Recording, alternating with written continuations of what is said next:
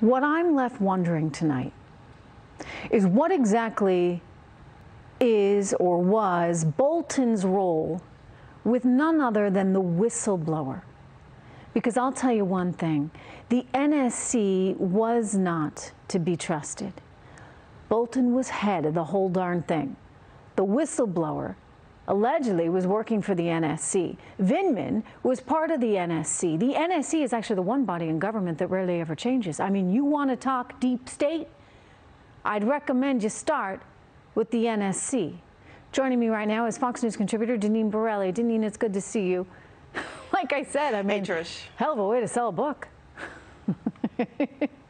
No, you're absolutely right. Listen, John Bolton needs to be reminded that he was the head of national security, not the head of the White House gift shop. So clearly there is a process that has to go through here. The president mentioned he gave him a break, first of all, but there is a process and there are concerns that he has sensitive and classified information in his book. Oh, and surprise, surprise, when parts of the book leaked out, the link to pre-sales just happened to be available. Mm-hmm. Imagine that. No, you know, these things just don't happen all by coincidence. Right.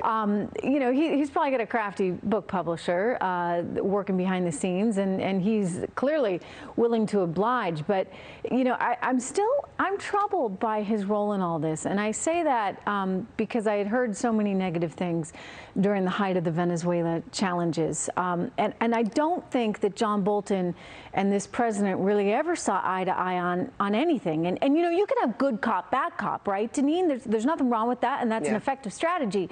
But the good cop and the bad cop kind of need to be in on the deal, right? And they need to be on the same page, working towards the same goals. And instead, it felt like, you know, the president's here and John Bolton's way over there. Sure, no, you're right. Polar opposites. And it was no secret that John Bolton was very hawkish. And the president and Bolton, they did clash on issues and decisions. And, you know, that's why he's not in the White House anymore. But now Bolton, it's just all about him. It's like Omaroso 2.0. It's all about him.